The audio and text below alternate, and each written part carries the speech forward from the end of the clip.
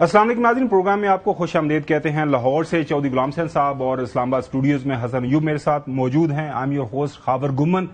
नाज़रीन, अगर मैं ये कहूं कि गुज़िश्ता 24 घंटों के दौरान जो एक वाकया हुआ है, उस वाकये के बाद दुनिया वो नहीं रही जो 24 घंटे दुनिया पहले थी।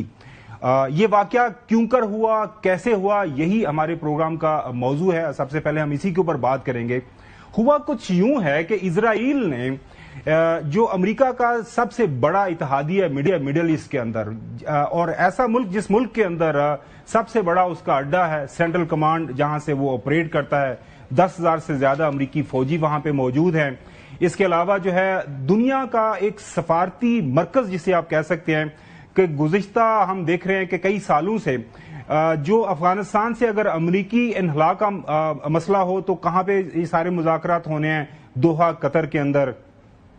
अगर जो है इजरायली जो पकड़े गए हैं होस्टेज, उनका इन्हला होना है गजा से, उसका कहां पे जनाब सारे मामलात आगे बढ़ने हैं, कहां पे सारी चीजें तय होनी है, दोहा। इसके अलावा दुनिया के किसी भी मामले के ऊपर अगर मुज़ाकरात होने हैं अमन के लिए, तो उसके लिए जिस खित्ते का, जिस मुल्क का इंतखाब किया जाता था वो दोहा, स्टेट ऑफ कतर का इंतखाब किया जाता था।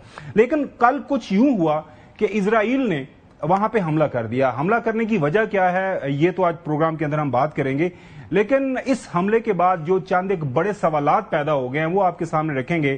क्या अब मिडल ईस्टर्न कंट्रीज हैं जिसमें सबसे बढ़कर जाहिर है सऊदी अरेबिया है, उसके बाद यूनाइटेड अरब एमिरेट्स हैं, वो एतबार करेंगे अमेरिका के ऊपर? क्या वो एतबार करेंगे अमेरिकी सिक्योरिटी के ऊपर कि क्या हम अब अमेरिका जो हम कहे उनके साथ चले?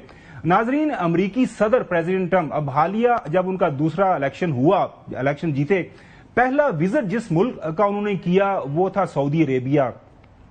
सऊदी अरेबिया से उन्होंने 1,000 अरब रुपए की इन्वेस्टमेंट अपने मुल्क के लिए कहा कि मुझे चाहिए। सऊदी अरेबिया ने कहा कि बिल्कुल इन्वेस्टमेंट करेंगे आपके मुल्क के अंदर। उसके बाद दूसरा जो दौरा किया वो किसी और खित्ते में नहीं गए प्रेसिडेंट ट्रंप, वो जिस मुल्क के अंदर आए वो कतर था।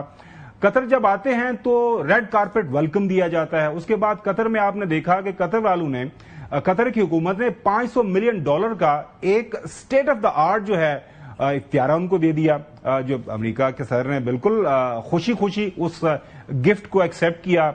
उसके बाद वादे वहीद हो गए, यूएई गए, वहां पे आपने देखा जिस तरह का उनको वेलकम हुआ, और एक एग्रीमेंट के मुताबिक $500 अरब का एक जो डाटा सेंटर बनना है यूएई के अंदर, और वो सारी अमेरिकन कंपनीज जो आर्टिफिशियल इंटेलिजेंस के अंदर काम करेंगी वो उसका हिस्सा होंगी। और ये सारा कौन कर रहा है? ये सारे वो अरब मुमालिक कर रहे हैं जिसमें यूएई है, जिसमें सऊदी अरेबिया है और जिसमें कतर है। कतर के ऊपर अगर इजराइल हमला कर देगा और इतने जोरदार अंदाज से हमला कर देगा तो उसके बाद बाकी जो मुमालिक हैं वो इस वक्त वर्ताए हैरत में हैं, परेशान हैं कि अब आगे करना क्या है। यही मौजू है हमारे प्रोग्राम का जिसके ऊपर हम बात करेंगे। डॉक्टर जमील एक सफीर, उनको हमने दावत दिया प्रोग्राम के अंदर। जाहिर है उनका एक्सपीरियंस इन्हीं मुमालिक में बहसियत एम्बेसडर रहा है, तो उनसे जानेंगे कि ये सब कुछ क्यों कर हो गया और ये जो दीदा दलेरी दिखाई है इजराइल, स्टेट ऑफ इजराइल ने, इसके पीछे मुहरकात क्या है? क्या अमेरिका की आशीर्वाद थी? क्या अमेरिका की तरफ से जो है ग्रीन सिग्नल था? अगर ग्रीन सिग्नल नहीं था, जो कि अमेरिका कह रहा है जी मैंने ग्रीन सिग्नल नहीं दिया, तो फिर वो सारे पैट्रियट्स, वो सारा जो एक स्टेट ऑफ द आर्ट जो डिफेंस सिस्टम था, एयर डिफेंस सिस्टम था, वो फिर एक्टिव क्यों नहीं हुआ? उन्होंने क्यों नहीं उन मिसाइल्स को रोका? क्यों नहीं उन्होंने निशानदही की कि वो 15 या 20 तैयारे जिनके हवाले से अब खबरें आ रही हैं कि जिन्होंने जाके कतर के ऊपर हमला किया, उनकी निशानदही क्यों नहीं हुई? क्यों नहीं वो F-35 जो कतर के पास हैं, जो कि उन्होंने खरीदे हुए अमेरिका से, उन्होंने स्क्रैम्बल किया उनको रोकने के लिए? तो ये सारे सवालात हैं, इनके ऊपर बात करेंगे। डॉक्टर जमील साहब, बहुत शुक्रिया वक्त देने के लिए। डॉक्टर साहब, पहले आपको चंद एक हम जो है कल डेवलपमेंट्स हुई वो आपको बताते हैं, नाजरीन को भी आपके तरफ से। नाजरीन, इसराइल जो है डिफेंस फोर्सेस आईडीएफ का जो ऑफिशियल अकाउंट है एक्स के ऊपर उन्होंने तहरीर की, वो ये लिखते हैं कि आईडीएफ और इजराइल सिक्योरिटी एजेंसी की तरफ से एक मरबूत कार्रवाई की गई है, और इस कार्रवाई में हमने हमास की जो लीडरशिप है उसको टारगेट किया है कतर के अंदर। उन्होंने कहा जी कई सालों से हम देख रहे हैं कि जो हमास की लीडरशिप है وہ ایک ٹیررسٹ آرگنائزیشن کو وہ لیڈ کرتے ہیں اور جو کہ ڈائریکٹلی رسپانسبل ہیں اکتوبر جو 7 کا میسیکر ان کے مطابق جو اسرائیل کے اندر ہوا تھا، اینڈ اور سارے جو معاملات ہیں یہ دہشت گردی کارروائیاں حماس والے کرتے رہے ہیں، اور انہوں نے کہا جی ہم نے کیا ہے پرائر ٹو دا اسٹرائک، انہوں نے کہا جی مناسب اقدامات ہم نے لے لیے تھے تاکہ کم سے کم نقصان ہو، اور انہوں نے کہا جی I D F and I C A will continue to operate with determination in order to defeat the Hamas terrorist organization responsible for the October 7 massacre. اس کے بعد ناظرین اگلا جو اہم ٹویٹ آتا ہے ایکس کے اوپر، جو اپنا پیغام دیتے ہیں سوشل ٹروتھ کے اوپر، ڈونلڈ ٹرمپ جو صدر ہیں امریکہ کے، وہ یہ کہتے ہیں کہ آج صبح یہ مجھے پتا چلا کہ یہ سارا واقعہ ہو گیا ہے، اس کے بعد جو ان کے خاص جو کنوینر ہیں، جو ایک اسپیشل اسپوکس پرسن ہیں جو کہ سارے معاملے کو دیکھتے ہیں مڈل ایسٹ کے، وٹکاف، ان کو کہیں، میں نے پوچھا، ان کو بولا کہ بات کریں، اور وہ کہہ رہے ہیں کہ جب یہ ساری انفارمیشن ہمارے پاس آئی تو اس وقت تک جب یہ انفارمیشن اسرائیل کی طرف سے ہمارے پاس آئی اور ہم نے قطر کو بتایا تب تک دیر ہو چکی ہوئی تھی، لیکن وہ اس کے ساتھ ساتھ یہ بھی کہتے ہیں کہ یہ ایک اچھا ٹارگٹ تھا، یہ صدر امریکہ یہ کہہ رہے ہیں کہ یہ اچھا ٹارگٹ تھا، ہم نے اجازت تو نہیں دی اسرائیل کو یہ ٹارگٹ کریں، لیکن ہماری جو ہے انفارمیشن کے مطابق اور ہماری اسیسمنٹ کے مطابق یہ اچھا ٹارگٹ ہے، لیکن وہ کہہ رہے ہیں کہ مجھے برا لگ رہا ہے کہ کیوں قطر ہمارا دوست ہے، بہت پرانا ہمارا ساتھی ہے، تو یہ معاملات ہیں۔ انہوں نے کہا جی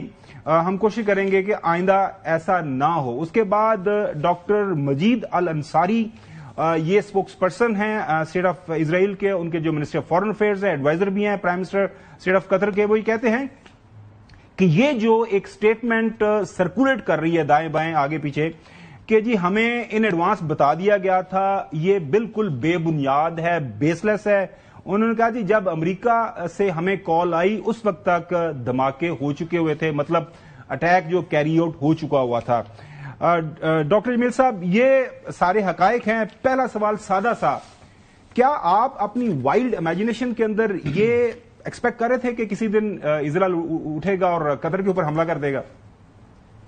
نہیں، قطر کے اوپر حملہ کرنا اتنا ایکسپیکٹڈ نہیں تھا، لیکن کیونکہ اسرائیل کو جتنی سپورٹ مل چکی ہے اور جتنی دباؤ مل چکی ہے، تو اسرائیل جب بھی کوئی ایسا کام کرتا ہے تو اس کے پیچھے بہت سارے محرکات ہوتے ہیں۔ سب سے بڑا اس کے پیچھے محرک جو ہے وہ ہے سپورٹ، اور دنیا کے سب سے طاقتور ملک کی سپورٹ جو کہ یونائٹڈ اسٹیٹس ہے، اور وہ شروع سے رہی ہے اور محسوس ہوتا ہے رہے گی۔ اس معاملے میں بھی زمینی حقائق کچھ اور بتاتے ہیں کہ کنسلٹیشن ہوئی ہے، اور کنسلٹیشن عسکری لیول پر ہوئی ہے اور ہائیسٹ لیول پر نالج میں یہ بات ہونی چاہیے۔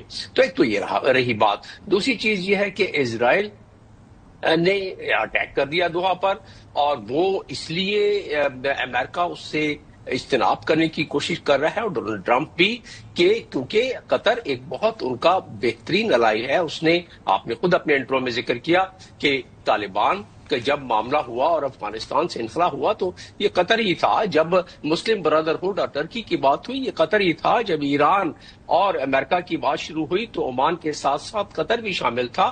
تو یہ تمام میں قطر ہر جگہ میڈیشن کے اچھے کام میں شامل تھا، اور پچھلی 3 جو اس سے پہلے سیبوٹاج کر دی گئی سیز فائر اسرائیل اور حماس کے درمیان، اس میں بھی قطر ہی تھا، جو کہ فرسٹ تھی 2023 میں، دوسری 2025 کے جنوری میں تھی، اور تیسری جولائی میں تھی، جو کہ روبہ عمل نہ ہو سکی۔ اور اب جب حماس نے راضی ہوا کہ ٹھیک ہے، میں جو پروپوزل ہے وٹکاک کی یا جو یو ایس نے بھیجی ہے، میں اس کو بالکل اس کا جواب دیتا ہوں، ابھی جواب دینے کے آخری مراحل میں تھے کہ ان پر بموں کی بوچھاڑ کر دی گئی۔ ایک ساورن کنٹری میں، ایک یونائٹڈ نیشنز کے آرٹیکل 2 کے جز 4 کے مطابق کوئی ملک کسی ملک کی ساورنٹی اور ٹیریٹوریل انٹیگریٹی کو ریگارڈ لیس کہ ادھر کون تھا، کیا کر رہا تھا، تو یہ نہیں ہو سکتا قانون۔ لیکن اور پھر ساتھ میں اور بہت سارے انٹرنیشنل قوانین ہیں، او آئی سی کے اپنا بالکل صحیح ہے، اس کے اوپر مزید بات کرتے ہیں۔ ساتھ ساتھ میں حسن یوب سے اس کا ٹیک لے لوں۔ حسن، یہ 1 مہینے کے اندر 6 ملک ہے جس کے اوپر حملہ کیا، چلے اس کے بعد اس سے پہلے مان لیا لبنان کوئی مسئلہ نہیں ہے، شام کوئی مسئلہ نہیں ہے، یمن جو ہے اس کے حالات بڑے خراب ہے، ایران کے ساتھ ویسے ہی اس کی لڑائی چل رہی ہے۔ ابھی 2 دن پہلے ایک فلوٹیلا چلا ہے جو پیس کا جو مارچ ہے ٹورڈز جا رہا ہے تیونس سے، اس کے اوپر ایک انہوں نے کر دیا ہے، ڈرونز کے ذریعے حملہ کر دیا ہے. تو امریکہ کی سیکیورٹی کے باوجود، سیکیورٹی گارنٹی کے بعد اسرائیل کا یہ حملہ کر دینا، اس کے بعد آپ کو کیا لگ رہا ہے کہ خطے کے حالات کس طرف جائیں گے؟ دیکھیں ایک بات واضح ہوگی ہے، مڈل ایسٹ کے اندر اسرائیل ایک بہت بڑا خطرہ بن چکا ہے عرب ممالک کے لیے، اور یہ ایک چیز ثابت ہوگی ہے کہ اب اپنی ملک کی معیشت کو مضبوط کرنے کے ساتھ ساتھ ان ممالک کو اپنے دفاع کو بھی جو ہے صلاحیت اپنی بڑھانی ہوگی، اور ایسے defence system, air defence system رکھنا ہوگا جو کہ یعنی چاہے وہ چائنا سے خریدیں چاہے وہ رشیا سے خریدیں، جو ان کو محفوظ بنا سکے. پہلی بات. دوسری بات یہ ہے کہ یہ بات ماننے والی ہے نہیں، جیسے ڈاکٹر جمیل صاحب کہہ رہے ہیں کہ امریکہ کے علم میں یہ بات نہ ہو، اور وہ کہہ رہے ہیں کہ ایک لیول کے اوپر کنسلٹیشن ہوئی ہے، تو ڈیفینیٹلی یہی ذہن بات کو تسلیم کرتا ہے کہ یہ ہو نہیں سکتا کہ یہ ان کے علم میں جو ہے یہ بات نہ ہوتی. اور دوسرا جو سپورٹ اس کو امریکہ سے مل رہی ہے، یہ یعنی اگر if America has to choose between these Arab countries اور اسرائیل، تو ان کا جو انتخاب اسرائیل ہوگا، پہلی بات. اور دوسری بات یہ ہے کہ جس طریقے سے اب دیکھنا یہ ہے کہ قطر کیا کرتا ہے.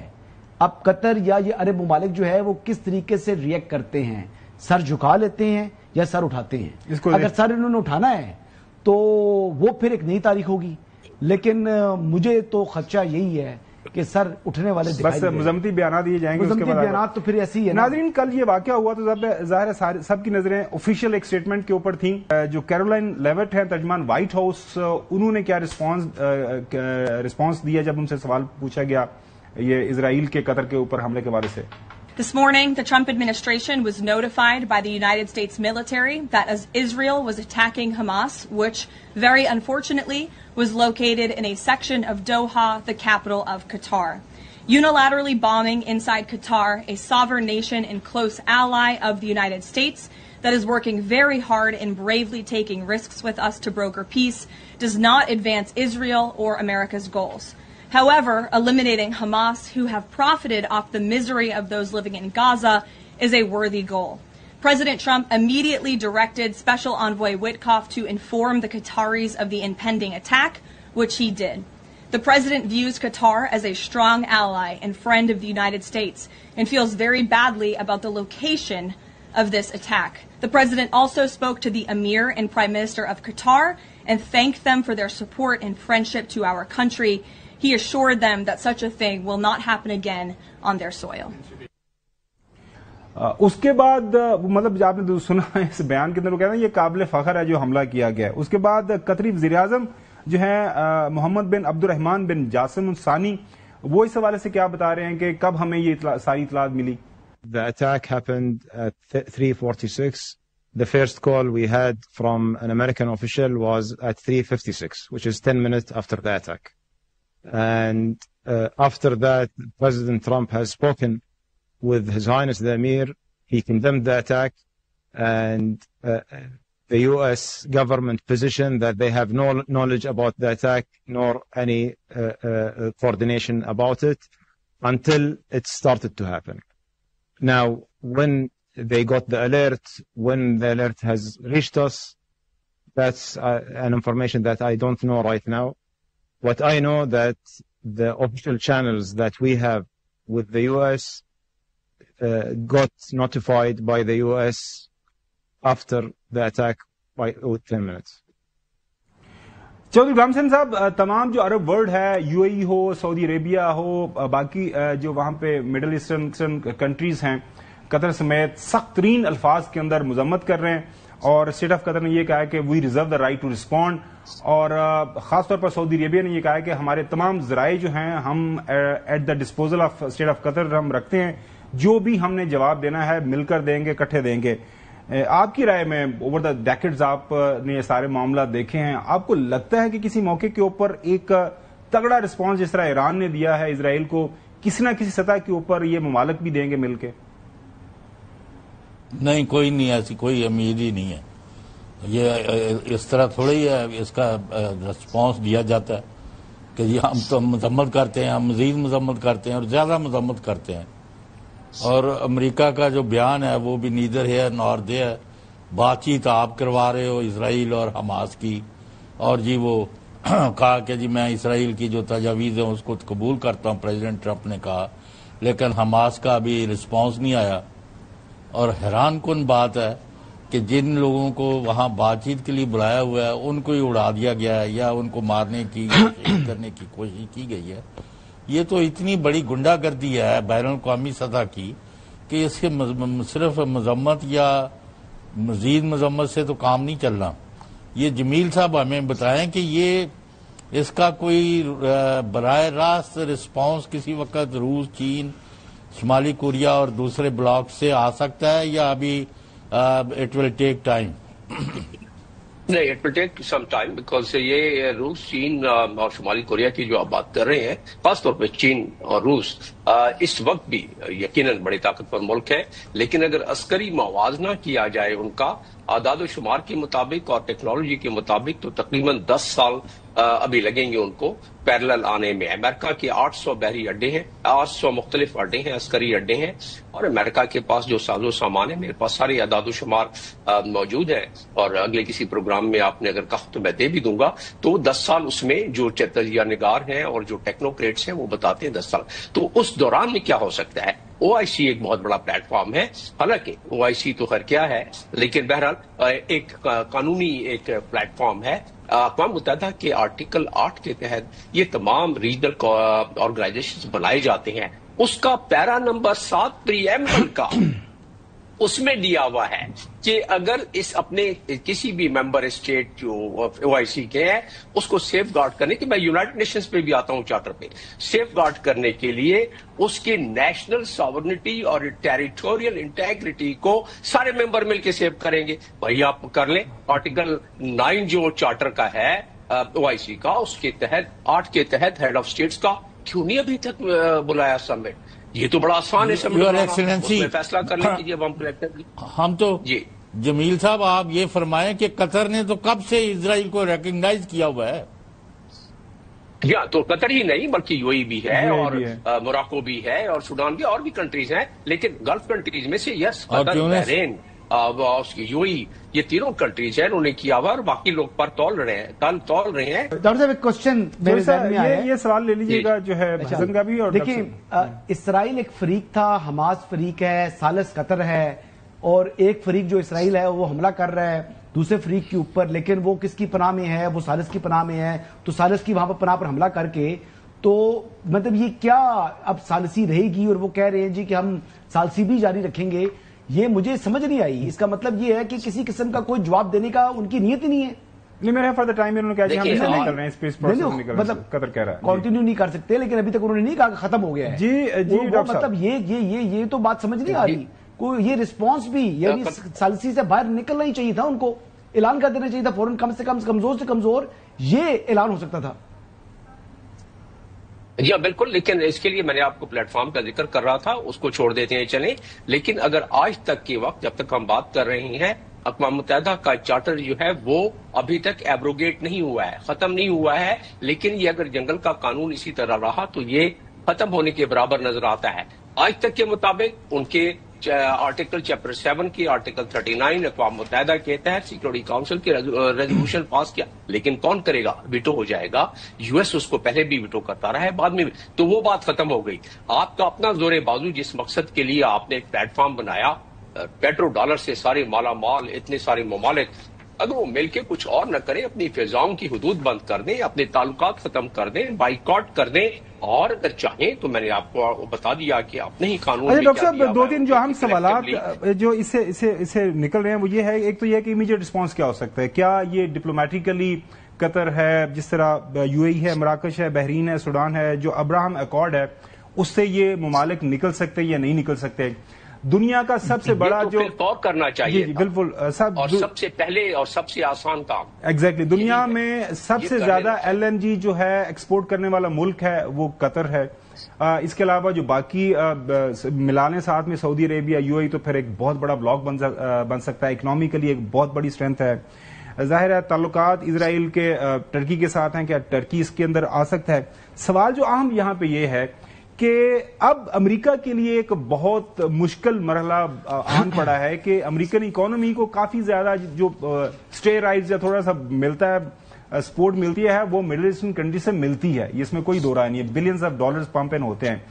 تو آپ کو لگتا ہے کہ امریکہ اب کسی نہ کسی سطح کے اوپر جا کے تھوڑی سی آرم ٹویسٹ کرے گا اسرائیل کی کہ انف از انف، اور اس کے بعد ایسا نہیں ہوگا؟ کیونکہ وہ بیان یہی دے رہے ہیں کہ جی اس کے بعد ایسی حرکت نہیں ہم کرنے کی اجازت دیں گے اسرائیل کو.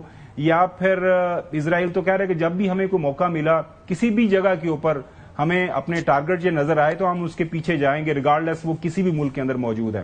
ڈاکٹر صاحب جی، جو آخری آپ نے جملہ کہا، اور وہ ایک دھمکی ہے پوری دنیا اقوام کو کہ ہم جب چاہیں جہاں چاہیں انٹرنیشنل بارڈرز کو کراس کر کے کسی بھی ملک کی ساورنٹی اور ٹیریٹوریل انٹیگریٹی کو بالائے طاق رکھتے ہوئے ہم حماس کا یا کوئی ہمارا اینیمی ہے جس کو وہ سمجھتے ہیں اس کو ہم ختم کرنے کے لیے جا سکتے ہیں. اس کا مطلب انٹرنیشنل قانون کی نہ صرف انٹرنیشنل کرمنل کوڈ کے وارنٹ کی کوئی قدر و منزلت ہے بلکہ انٹرنیشنل قانون کی بھی کوئی قدر. اگر امریکہ نے کنسنٹ نہیں دیا تھا اور اس کی مرضی کے خلاف ہوا ہے تو یہ جو بیری بیڑے ہیں وہ کس لیے؟ جو ادھر سپورٹ میں ساری ڈپلائمنٹ ہوئی ہے وہ کس لیے؟ اب آ جاتے ہیں دوبارہ آپ نے جو سوال کیا، جو مڈل ایسٹرن کنٹریز ہیں جن کی فضاؤں سے گزر کر یہ ہزاروں اور سینکڑوں ٹن بارود اور بم جا رہے ہیں گزر کے، ان فضاؤں کو کیا بند نہیں کیا جا سکتا؟ اور آپ نے خود ہی تو تذکرہ کیا، فی الفور تو ہم کم از کم سفارتی تعلقات تو ختم کر سکتے ہیں، کچھ اور نہ کریں تو چلے، وہ بھی نہیں کرتے.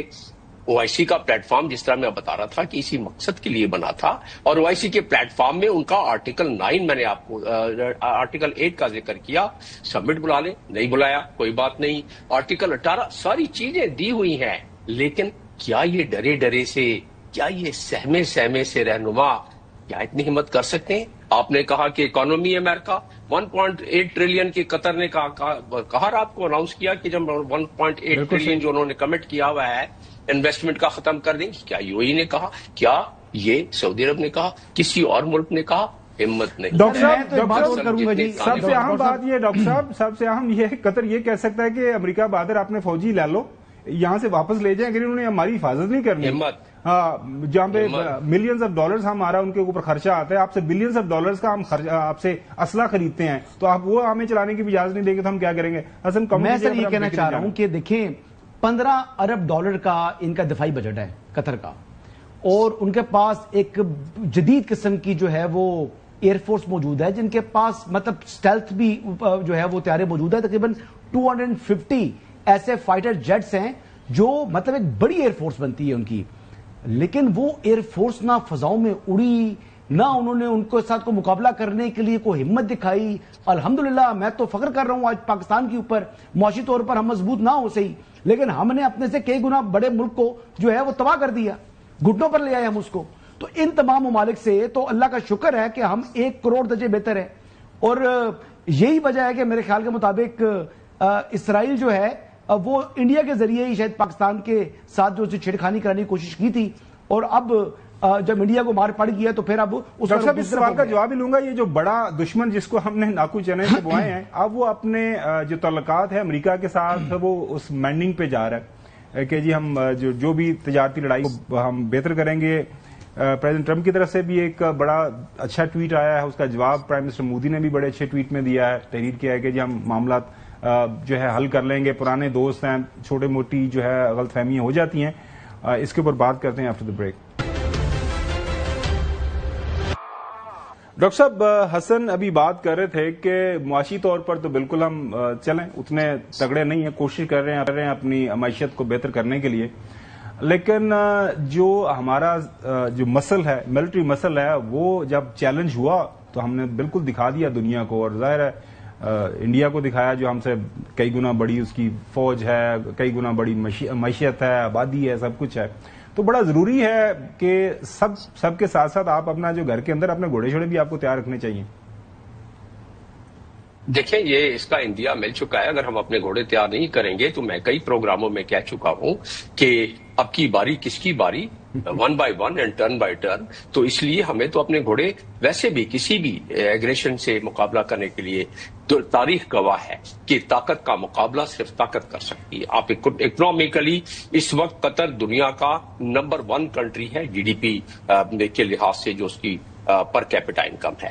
لیکن وہ اس کے پی ایم نے کہا ہے, اور میں آپ کو بتا رہا ہوں کچھ نہیں ہوگا, ان کے پی ایم نے کہا ہے کہ ول ریسپونڈ اسرائیل ایگریشن, اور پھر اس کے بعد جلدی سے ایک اور بیان میں اسی بیان کے تسلسل میں کہا ہے, اور ظاہر ہے یہی کر سکتے تھے ہمارے جو حکمران ہیں کہ لیگل ٹیم کو میں نے کانسٹیٹیوٹ کر دیا. اس کا مطلب یہ کہ سیکورٹی کاؤنسل وغیرہ میں شاید وہ ریزولوشن لے جائیں, وہ کہ اس میں کوئی چھوٹی موٹی کوئی ریزولوشن پاس ہو جائے.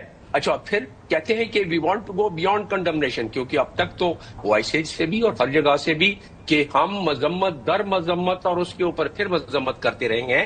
جتنی بھی OIC کی ہماری میٹنگز ہوئی ہیں یا سیکورٹی کاؤنسل میں جو مذمت بھی خیر نہیں کرنے دی ہے وہاں تو مذمت پہ چل رہا ہے. 149 کنٹریز دنیا کی ہیں جو پیلسٹائن کو تسلیم کر چکے ہیں, لیکن وہ بے بس ہے اس لیے کہ سیکورٹی کاؤنسل میں ان کی سے نہیں ہے, لہذا کچھ نہیں کر سکتے. وہ مورل سپورٹ دے سکتے ہیں. اب مورل سپورٹ کا آدمی کیا کرے گا جب اس کے اوپر اٹیک ہو جاتا ہے؟ پھر قطر کے بڑے قابل احترام جو پرائم منسٹر صاحب, انہوں نے بالکل یہ ذکر کر دیا ہے, اور مجھے امید ہے کہ اب کچھ حرکت میں آئے گی.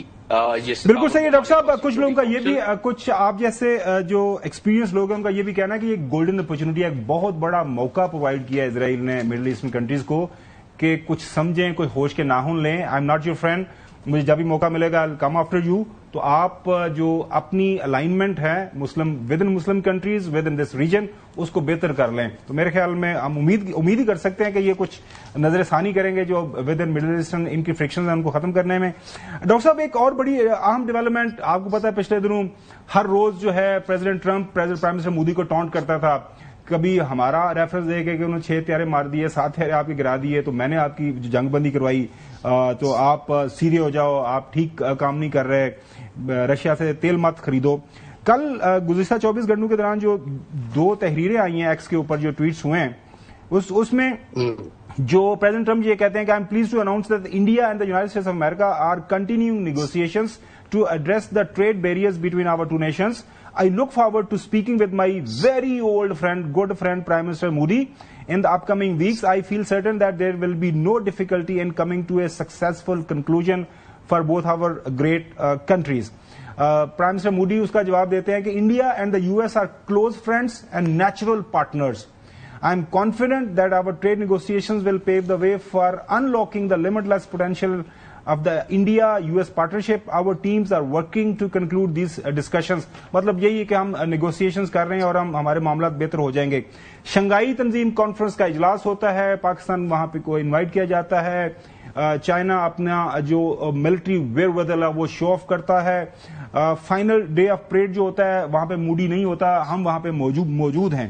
اس بیک گراؤنڈ میں یہ نیگوسیشنز ہونا پاکستان کو کس چیز پہ نظر رکھنی چاہیے؟ کیونکہ آج پرائم منسٹر نے بھی یہ بات کی ہے کہ ہمیں چائنا اور امریکہ کو دونوں کو ساتھ لے کے چلنا ہے. پرائم منسٹر شہباز شریف صاحب کیا فرما رہے ہیں, یہ سنیے. کانفرنس ہوئی چائنا میں, تو میں آپ کو بلا خوف تردید بتا سکتا ہوں اس سے بہتر اور افیکٹو جو بزنس کانفرنس میں نے نہیں دیکھی. SCO کی میٹنگ ہوئی, اس کے بعد ہماری بائیلیٹرل میٹنگز ہوئیں, پھر ان کی پریڈ تھی اس میں ہم شامل ہوئے. ایک دنیا کی ایک طاقت بن چکا ہے, اقتصادی اور ایک عسکری قوت بن چکا ہے, جو کہ اس کا مظاہرہ انہوں نے کیا. اور اب 26 سپٹمبر کو ایسن اقبال تشریف لے جائیں گے اور وہاں پر CPEC 2.0 کا باقاعدہ انشاءاللہ اعلان ہوگا. آج کل ساری دنیا کی پاکستان کے مدنیات کے اوپر کافی نظر ہے, تو پرائم منسٹر نے یہ ایشو بھی ایڈریس کیا اپنی اس ٹاک کے اندر کہ بھئییا ہم سب کے ساتھ معاملہ جو ہے ایکول گراؤنڈز کے اوپر چلائیں گے. ہم نے امریکہ کی کمپنیوں کے ساتھ MOU سائن کیے ہیں جو مائنز اینڈ منرلز کے حوالے سے وہ انویسٹمنٹس لے کے آئیں گے, اور خاص طور پر ان ایریاز میں جیمز اینڈ سٹونز میں جہاں پر ایک خزانے مدفن ہیں, GB میں, چترال میں اور بلوچستان میں, تو وہ اپنی ماڈرن टेक्नोलॉजी लेके आएंगे, इन्वेस्टमेंट लेके आएंगे, उसके लिए भी हमें अमेरिका के साथ अपने ताल्लुकात के बढ़ाने में हम दिन रात काम कर रहे हैं, दिन रात मेहनत हो रही है। हमें अमेरिका के साथ भी अच्छे ताल्लुकात हमने बनाने हैं और चीन के साथ हमारी जो स्ट्रेटेजिक पार्टनरशिप है उसको भी उसमें बढ़ोतरी लेके आनी है, उसको ताकतवर करना है। डॉक्टर साहब, हमारे लिए बड़ी एक ना टाइट रोप वॉक है डिप्लोमेटिक वर्ल्ड के अंदर, अगर मैं गलत नहीं हूं तो इसको हमने कैसे बैलेंस करना है? और जाहिर है जो इस खित्ते में इंडिया स्ट्रेटेजिक अलाय है, इत्तेहादी है अमेरिका का, तो वो जाहिर है इवेंचुअली उन्होंने इकट्ठे होना है। तो कौन से वो डिफरेंट इश्यूज है जिसके ऊपर हमें नजर रखनी है दोनों ममालिक के साथ अपने तल्लुकात को, ताकि हम बराबरी की हैसियत से आगे बढ़े, ना ऐसा हो कि हम किसी एक कैंप के अंदर हमें गिना जाए? जी हाँ, दरअसल है मुश्किल काम, आपने बता दिया टाइट रोप। ये हकीकत में टाइट रोप पे चलने वाली बात है और फूंक फूंक के कदम रखने वाली बात है। लेकिन आगे जाके आज नहीं तो कल, कल नहीं तो चंद बरसों बाद हमें खुद ऐसे ऑर्गेनिक अंदाज में हमें एक तरफ अपना होना होगा, इसलिए कि बल्कि इस पूरे खिते को हमें छोड़ें, इस पूरे खिते को, क्योंकि इस वक्त ये दुनिया, ये सेंचुरी एशियन सेंचुरी के नाम से जानी जाती है। ग्लोबल वेस्ट से अब ये ग्लोबल साउथ की तरफ दुनिया मूव हो रही है। और चाइना की आप बात कर रहे हैं, उसकी इकोनॉमी का हम सबको पता है कि 2010 से जो है वो सबसे बड़ी दुनिया की मैन्युफैक्चरिंग इकोनॉमी, 2013 से सबसे बड़ी ट्रेड, और बाकी भी उसके सारे ज़खायर मेरे पास इस वक्त ज़हन में है, लेकिन वक्त की लत है। मैं आपको बाकी जो आपने एंगल्स इसके किए वो बड़ा जरूरी है। इस वक्त इंडिया के हवाले से पाकिस्तान हम बड़े इस वक्त खुश नसीब है कि हमारे पास ताकत है। ठीक है, मईशत मकदूश सही, मईशत हम ठीक कर सकते हैं, ताकत अचानक नहीं बढ़ा सकते। मईशत को अचानक बढ़ाने के बहुत सारे रास्ते हैं और इंशाल्लाह कोशिशें, काविशें और अपनी नेक नियति अगर हमारी सरबराहान की रही तो ये हो जाएगा। नंबर 2 ये है कि जियोपॉलिटिकल की मार बड़ी खतरनाक मार होती है। ये टाइट रोप पे जो हम चल रहे हैं, ये विंडो ऑफ अपॉर्चुनिटी हमारे पास जो लिमिटेड टाइम के लिए है। इस लिमिटेड टाइम में हम अपनी पोजीशन को मजबूत करके और फिर अपना राहें तलाश करेंगे, जब तक कि हम किसी दूसरे मुल्क के इंटरेस्ट को कॉम्प्रोमाइज नहीं करते। हमने इंडिया के इंटरेस्ट को तो कोई कॉम्प्रोमाइज चाहना, और चाइना ने हमसे कहा है, और चाइना के इंटरेस्ट को भी हमने। अच्छा डॉक्टर साहब, चौधरी गुलाम हुसैन साहब जो है, चौधरी साहब जो है ना, वो चाइना के सब्जेक्ट के ऊपर काफी हमेशा दिलचस्पी लेते हैं। चौधरी साहब, चाइना के हवाले से कुछ सवाल करना चाहें तो डॉक्टर साहब से कर लें। अवामी जमहूरिया चीन के इस बारे में कोई शुबा ही नहीं है कि चीन अब एक बहुत उभरती हुई ताकत है, लेकिन उन्होंने अपनी बहुत सारी ऑप्शंस ओपन रखी है। मैंने बार बार आपसे बात की है, लेकिन आप एक कान से सुनते हैं, दूसरे से निकाल देते हैं। तो आज अमेरिकी सदर जो है वो आप पीछे हट गए हैं। कंक्लूड कर दीजिएगा। एक बात करना चाह रहा था। हसन का भी ले लीजिएगा कॉमेंट जी। सर, मैं एक जो इतलात मिल रही है कि हमारे प्रेसिडेंट 2-3 रोज में जा रहे हैं चाइना के बारे में, वो हमारे सुप्रीम डिप्लोमेट होंगे। तो प्रेसिडेंट आसिफ अली ज़रदारी अगर चीन जाते हैं तो क्या आपको लगता है कि इससे पाकिस्तान और चीन को क्या मजीद जो है वो ताल्लुकात में ला सके? क्योंकि प्रेसिडेंट का विजिट ऐसे तो नहीं होगा हवा में, कोई ना कोई ऐसी चीजें बैक एंड के ऊपर चल रही होंगी कि प्रेसिडेंट अब खुद जा रहे हैं चाइना। डॉक्टर साहब, जितने भी हाई पावर डेलीगेशंस की विजिट्स होते हैं दूसरे मुल्क में, खासतौर पे जिस तरह के हमारे ताल्लुकात चाइना से, सारों को पता है कि कितने मजबूत हैं, कितने मजबूत हैं, कितने देरपा हैं और कितने तारीखी हैं, ये सारों को पता है। तो उस लिहाज से तो जितनी विजिट्स ज्यादा होंगी तो हमारे जितने एमओयू पहले साइन हुए हैं, जितने एग्रीमेंट्स हमारे साइन हुए, और दूसरा ये है कि कॉन्फिडेंस जो सरबराह लेवल पर और लोगों के लेवल पर वो बढ़ता है, पीपल टू पीपल रिलेशन बढ़ती हैं, ऑप्टिक्स बेहतर जाती हैं, दुनिया को पता पड़ता है। ये तमाम फवायद उसके होते हैं। प्रेसिडेंट ज़रदारी साहब जो जा रहे हैं कुछ लेकर ही आएंगे। जी डॉक्टर साहब, ये वही राइट कि इस लेवल के जब विजिट्स होते हैं तो उससे ज़ाहिर है कॉन्फिडेंस जो होता है। बहुत शुक्रिया वक्त देने के लिए नाजरीन। ये दोनों इश्यूज के ऊपर तफसील के साथ करने के लिए नाजरीन ब्रेक पे जाएंगे। ब्रेक के बाद बात करेंगे प्राइम मिनिस्टर ने मुल्क के अंदर एनवायरमेंट और एग्रीकल्चर इमरजेंसी डिक्लेयर करने की बात की है। इससे अब क्या हमें मतलब लेना चाहिए, किस तरह के इकदाम हुकूमत वक्त उठाने जा रही है, खासतौर पर जो किसान इस वक्त जो एक हुकूमत की तरफ से दाद रसी का इंतजार कर रहे हैं, इसके ऊपर बात करते हैं तफसील से आफ्टर ब्रेक। नाजरीन, सैलाब की तबाहकारियों के हवाले से पंजाब हुकूमत हो, फेडरल गवर्नमेंट हो, असेसमेंट कर रहे हैं, सर्वेस भी हो रहे हैं। اندازہ لگایا جا رہا ہے کہ کس طرح کا نقصان ہوا ہے, کتنا نقصان ہوا ہے اور اس کے اوپر حکومت کو کس طرح کے اقدامات اٹھانے ہیں. آج فیڈرل کیبنٹ کا اجلاس تھا, وہاں پہ اس ایشو کو ایڈریس کیا پرائم منسٹر شہباز شریف صاحب نے. یہ جو تباہ کاری ہوئی ہے یہ ہر لحاظ سے بے پناہ تباہی ہوئی ہے, اور موسمیاتی جو چیلنجز ہیں اس سے جو نقصانات, جو انسانی جانیں جو اللہ کو پیاری ہو گئیں, زخمی ہوئے, اور اب جو اقتصادی نقصانات جو ہیں اس حوالے سے آج کابینہ مشاورت کے بعد کلائمیٹ ایمرجنسی اور زرعی ایمرجنسی اس کا اعلان کر رہی ہے, اور ساتھ ہی ایک کمیٹی کانسٹیٹیوٹ ہم کر رہے ہیں جناب ایچ این اقبال صاحب کی سربراہی میں, جس میں متعلقہ وزراء اور متعلقہ سیکرٹریز ہوں گے اور صوبوں کے 4 چیف سیکرٹریز ہوں گے, تاکہ اس کے اوپر فی الفور کام شروع کیا جا سکے. پنجاب حکومت کی جو اسپوکس پرسن ہے عظمہ بخاری صاحبہ, وہ بھی کسی پیکج کے حوالے سے بات کر رہی ہیں کسانوں کے لیے. پنجاب کے اندر جو ہے وہ جو ہمارے کسان ہیں وہ ہمیشہ سے پنجاب کی معیشت کی ریڑھ کی ہڈی ہیں اور وہ ہمیشہ رہیں گے. ان کے لیے ایک سیپریٹ پورے ریلیف پیکج کا announcement within few days, may be tomorrow اور ڈے آفٹر ٹمارو بھی ہو سکتا ہے. اس کی تیاری ہو رہی ہے, اب جیسے ہی وہ فائنلائز ہوتا ہے چیف منسٹر صاحبہ اس کو اناؤنس کریں گی. ہمارے ساتھ عافیہ اسلام صاحبہ موجود ہیں, ماہر ہیں ماحولیاتی امور کی. ان سے جانتے ہیں کہ یہ جو زرعی اور ماحولیاتی ایمرجنسی کی بات کر رہے ہیں پرائم منسٹر صاحب, اس کا کیا مطلب ہے, اس سے کیا کچھ مطلب عام لوگوں کو, خاص طور پر جو سیلاب متاثرین ہیں ان کو کیا فائدہ پہنچے گا. بہت شکریہ عافیہ صاحبہ. اگر ہم جب پرائم منسٹر سے سنتے ہیں جب ماحولیاتی ایمرجنسی کا, تو اس کا کیا مطلب ہے؟ ایگریکلچر ایمرجنسی کی تو تھوڑی بہت سمجھ آتی ہے کہ کسانوں کے لیے کچھ شاید کوئی پیکج ہو, ریلیف پیکج. جی عافیہ صاحب.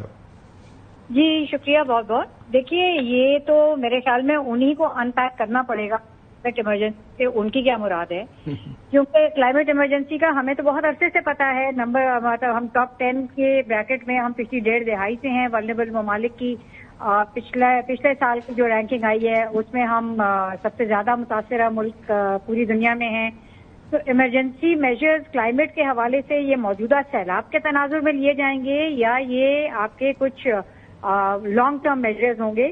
کیونکہ لانگ ٹرم میجرز کے لیے ہمارے پاس ایک اڈیپٹیشن پلان بنا ہوا ہے, اسی کے کورسپونڈنگ کے ہمیں اڈیپٹیشن کے اوپر کس مد میں کتنا خرچ کرنے کی ضرورت ہے وہ بھی پلان بنے ہوئے ہیں, اور یہ بھی اس کے اوپر کنسنسس موجود ہے.